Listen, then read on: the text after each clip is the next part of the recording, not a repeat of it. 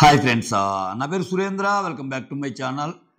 Promo 2లో ఏం జరిగిందో చెప్తాను, దాని తర్వాత కొన్ని జరిగే కూడా చెప్తాను. లీకులు అంటే అసలు ఇష్టం లేని వాళ్ళు ప్లీజ్ చూడొద్దు, ఎందుకంటే నేను ముందే చెప్తున్నా. మాకు ఆ ఎంతు పోతుంది, మాకు ఇది పోతుంది, మీరు ఒకరు చెప్పారు ఒకరు గెలిచారు, ఎవరికి తెలుసయ్యా, ఆడ బయట వచ్చేవి చెప్తాను దాన్ని. సో మనం ఏదో పోయి చూసినట్టు మన ముందు వాళ్ళు ఆడేటప్పుడు మనం మనం వాళ్ళ ఆట ముందు మనం చేరేసి కూర్చొని మనం చూసి చెప్తున్నట్టు. సో జనరల్గానే బిగ్ బాస్ లవర్స్కి ఒక ఎంతు ఉంటుంది, ఓకేనా?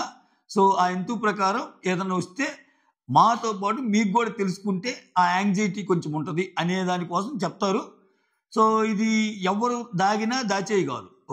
ఒక్క చోట వచ్చిందంటే మాకంటే ముందు మీకే తెలుస్తాయి. ఒకవేళ అన్ని ఛానల్స్ ఫాలో అయ్యేవాళ్ళు మేము ఒకవేళ వీడియో చేయటం స్టార్ట్ చేసినా ఫస్ట్ ఎవరు స్టార్ట్ చేసి చెప్తారు కదా, ఆ అప్డేట్ అందరికీ తెలిసి ఉంటుంది మాకంటే ముందే.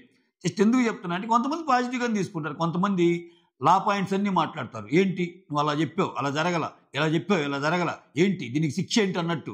ఏమీ లేదు శిక్ష, చూడకుండా ఉంటే పోద్ది లీక్స్ ఇచ్చినప్పుడు. బట్ ఏం జరగవచ్చు అనే ఒక ఎంతు ఉంటుంది కదా కొంతమంది కోర్ బిగ్ బాస్ లవర్స్కి, వాళ్ళు మాత్రం కంటిన్యూ చేయొచ్చు దయచేసి, ఓకే?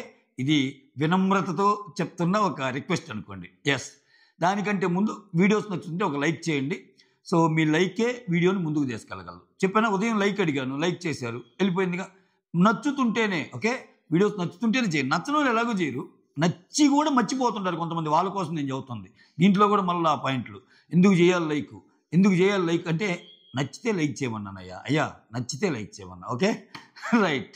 ఇక్కడ ప్రోమో 2 స్టార్ట్ అవ్వగానే మళ్ళీ బిగ్ బాస్ నుంచి అనౌన్స్మెంట్ వస్తుంది. 3వ ఛాలెంజ్ స్టార్ట్ అవబోతుంది. 3వ ఛాలెంజ్ కోసం ఎంపిక అయ్యే ముగ్గురు ఎవరో మీలో మీరు తెలుసుకొని డిసైడ్ కాండి అన్నట్టు చెప్తే, అక్కడ ఇంకా ముగ్గురు వెళ్ళాలి కదా, ఆ ముగ్గురు ఎవరెవరు వెళ్ళాలి దాని కింద చర్చలు జరుగుతాయి, ఓకే? కళ్యాణ్ ఏమంటాడు, ఆల్టర్నేట్గా నేను రీతు ఉన్నాం కాబట్టి, అంటే ఆల్రెడీ వాళ్ళు ఇప్పుడు ఉదయం ఆడిన టాస్క్ కదా, నిన్న ఉదయం ఆడిన టాస్క్ కదా, ఫస్ట్ ఆడిన టాస్క్లో కళ్యాణ్ రీతు డిమాండ్ ఆడతారు కదా, డిమాండ్కి మళ్ళా రెండో ఛాన్స్ కూడా, ఫస్ట్ ఆడిన టాస్క్ కళ్యాణ్ రీతు ఇమ్ము ఆడతారు, ఇమ్ముకి ఛాన్స్ వస్తుంది గెలిచాడు కాబట్టి, ఓకే?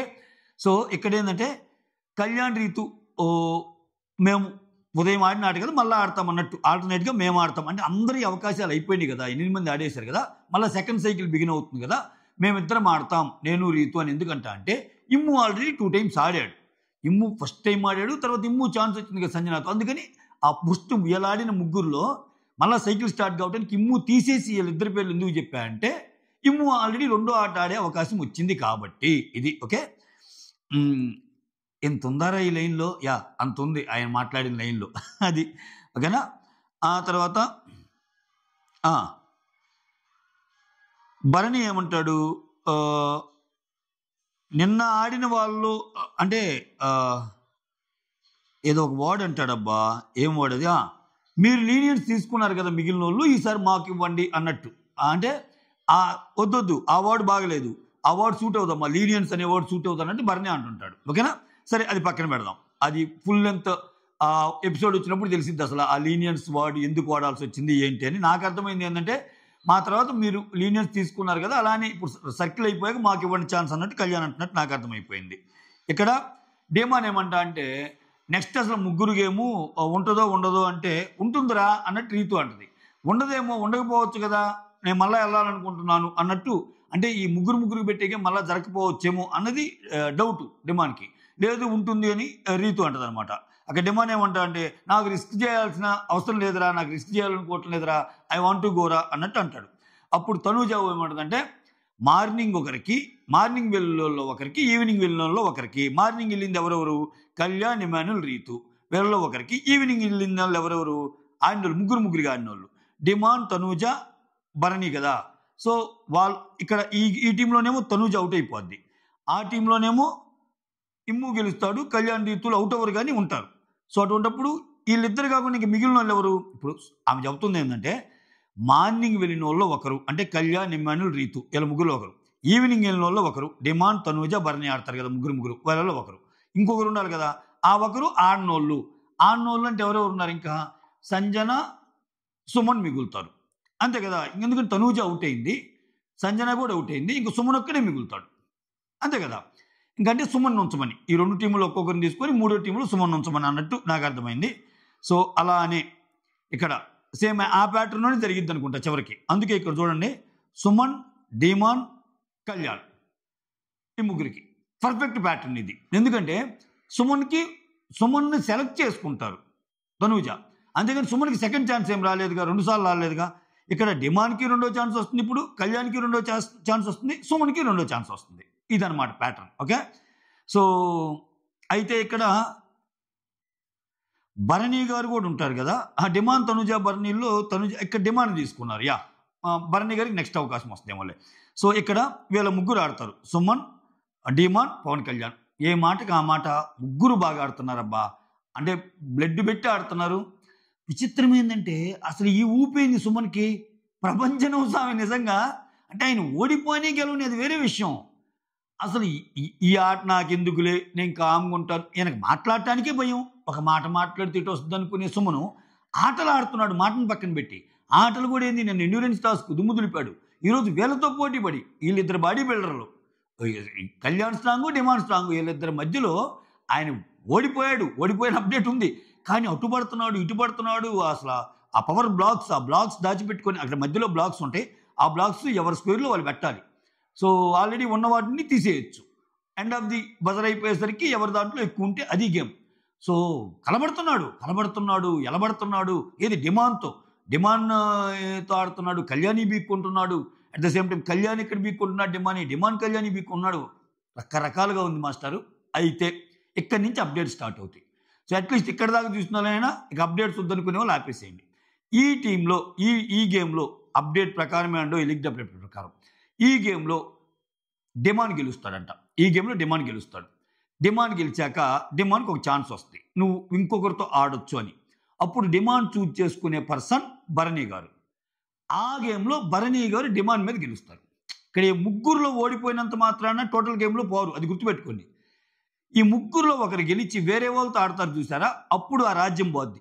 రాజ్యం ఇన్ ది సెన్స్ ఆ బాక్స్ పోద్ది, ఆ స్క్వేర్ బాక్స్. సో ఇక్కడ అంటే ఒక్కొక్కరు బ్లాక్ ఒక్కొక్కరికి అసైన్ అవుతూ ఉంటుంది కదా ఓడిపోయే కొద్దీ, అది. సో అంటే ఇప్పుడు సుమన్, డిమాండ్, కళ్యాణ్లో డిమాండ్ గెలిచినా సుమన్, కళ్యాణ్ ఓడిపోయినట్టేం కాదు. వాళ్ళు ఓడిపోయినా కానీ ఇంకా గేమ్లో ఉన్నారు. ఇక్కడ ఓడిపోబోయేది ఎవరంటే ఇప్పుడు డిమాండ్ వచ్చి నెక్స్ట్ వర్క్ని చూజ్ చేసుకుంటారు కదా, వాళ్ళిద్దరిలో గేమ్ అయితే కదా, వాళ్ళిద్దరిలో గెలిచిన వాళ్ళు ఉంటారు, ఓడిపోయిన వాళ్ళు పోతారు. అట్లా డిమాండ్ భరణి సెలెక్ట్ చేసుకుంటే భరణి గెలుస్తాడు. భరణి గెలిచాక డిమాండ్ వెళ్ళిపోతాడు కంప్లీట్గా ఈ రేస్ నుంచి. అప్పుడు భరణికి ఒక బ్లాక్ని చూజ్ చేసుకునే ఛాన్స్ వస్తాయి. ఓకేనా, ఒక బ్లాక్ని చూజ్ చేసుకునే ఛాన్స్ వస్తాయి. ఇది ఇట్లా నడుస్తున్నాగా అప్పుడు ఏమేమైంది, సంజన, తనూజ అండ్ డిమాండ్ పోతారు. ఇంకా ముగ్గురు పోతే ఇంకా 5గురు ఉంటారు. ఈ 5గురిలో మళ్ళా నెక్స్ట్ ఇంకొక ముగ్గురిని ఎవరిని సెలెక్ట్ చేసుకోవాలి అంటే ఆ ముగ్గురు ఎవరెవరంటే కళ్యాణ్, రీతు అండ్ భరణి. ఎందుకంటే అక్కడ భరణికి ఛాన్స్ లేదు. ఇప్పుడు మిగిలిన 5గురు అంటే ఎవరెవరిని చూజ్ చేసుకోవాలి, కళ్యాణ్, రీతు, భరణీలు కాకుండా ఇంకుంది ఎవరెవరు, సుమన్ ఉన్నాడు. సుమన్కి ఆల్రెడీ 2 ఛాన్సులు వచ్చినాయిగా. ఓకే, సో డిమాండ్ ఏమో ఆల్రెడీ వెళ్ళిపోయాడు. ఇంకెవరు ఉంటారు, ఇమ్మాన్యుల్ ఆల్రెడీ 2 గేమ్లు ఆడున్నాడు. ఓకే, అట్లా అనుకుంటే వీళ్ళు కూడా ఆడారు కదా 2 గేమ్లు, ఇంతకు ముందు ఆడినట్టే కదా. సరే వాటెవర్, ఇంకంత పక్కాగా లెక్కేసుకుంటే కుదరదేమోలే. సో ఓవరాల్గా కళ్యాణ్, రీతు, భరణి, ఓకే, వీళ్ళ ముగ్గురు ఒక టాస్క్ ఆడతారంట. వీళ్ళ ముగ్గురు ఒక టాస్క్ ఆడితే కళ్యాణ్ గెలుస్తాడంట. ఇక్కడ కళ్యాణ్ చాలామంది ఉన్నారంటే భరణి అవుట్ అయిపోయాడు, కళ్యాణ్ చేతిలో భరణి అవుట్ అయిపోయాడు అంటున్నారు. నేను చెబుతుంది అదే, కళ్యాణ్, రీతు, భరణి ఆడే ఆటలో కళ్యాణ్ గెలిచినంత మాత్రాన రీతు, భరణి అవుట్ అయినట్టు కాదు. మళ్ళా కళ్యాణ్కి భరణితో చూజ్ చేసుకొని భరణిని సింగిల్గా ఓడిస్తే అప్పుడు అవుట్ అయినట్టు. నెక్స్ట్ కళ్యాణ్ ఎవరిని చూజ్ చేసుకుంటాడు, అక్కడ సుమన్ ఖాళీగా ఉన్నాడు, రీతు ఖాళీగా ఉంది, భరణి ఖాళీగా ఉన్నాడు, ఇమ్మాన్యుల్ ఉన్నాడు. వీళ్ళందరిలో మళ్ళా ఆ చూజ్ చేసుకునే పర్సన్ కూడా ఆ ప్లాంక్ పెట్టినప్పుడు ఆ అడ్జసెంట్లో రావాలి. ఇవన్నీ ఉన్నాయి. అప్పుడు ఒకవేళ నిజంగా కళ్యాణ్ భరణిని సెలెక్ట్ చేసుకొని అప్పుడు నిజంగా భరణి మీద గెలుచుంటే అప్పుడు భరణి వెళ్ళిపోతాడు. బట్ ఇంతవరకు ఇంకా అది జరగలేదనేది నాకు అప్డేట్. సో భరణి గెలవచ్చు, గెలవకపోవచ్చు. బట్ భరణి మీద గెలిచాడు అంటే ఇక్కడ ఫస్ట్ టైం కళ్యాణ్, రీతు, భరణిలో జరిగింది కదా, అప్పుడు భరణి మీద గెలిచాడు. అది ఇంకా క్వశ్చన్ మార్క్. నెక్స్ట్ కళ్యాణ్ ఎవరిని సెలెక్ట్ చేసుకున్నాడు, కళ్యాణ్ గెలిచాక ఎవరితో ఆడాడు అనేది క్వశ్చన్ మార్క్. అది భరణితో అయ్యుండొచ్చు, రీతుతో అయ్యుండొచ్చు. అసలు తర్వాత కళ్యాణ్ గెలిచాడా లేదా, ఇవన్నీ క్వశ్చన్ మార్క్స్. బట్ కళ్యాణ్ గెలిచింది మాత్రం కళ్యాణ్, రీతు, భరణి ఆడినప్పుడు మాత్రం. ఓకేనా, ఇది మ్యాటర్. ప్రస్తుతానికి 3 పోయారు, ఇంకా 5గురు ఉన్నారు. ఈ 5గురిలో నాకౌట్ లాగా ఒక్కొక్కరు ఎవరు వెళ్తారో చూద్దాం. That's all. ఎవరు అవ్వచ్చు అసలు ఈ టికెట్ టు ఫినాలే రేసులో ఎవరు అవ్వచ్చు, అయ్యే ఒక్కరెవరు అనేది నేను ఒక డీటెయిల్డ్ వీడియో చేశాను దీనికి ముందే. కుదిరితే చూడండి, తరించండి, అలాగే నన్ను తరింపజేయండి. ఒక లైక్ వేయండి నా మొహాన. కొత్తగా ఏమైనా వస్తుంటే సబ్స్క్రైబ్ చేసుకోండి, అలానే షేర్ చేయండి వీడియోస్ నచ్చుతుంటే, అలానే హైప్ ఆప్షన్ ఇవ్వండి. సైనింగ్ ఆఫ్, మీ సురేంద్ర.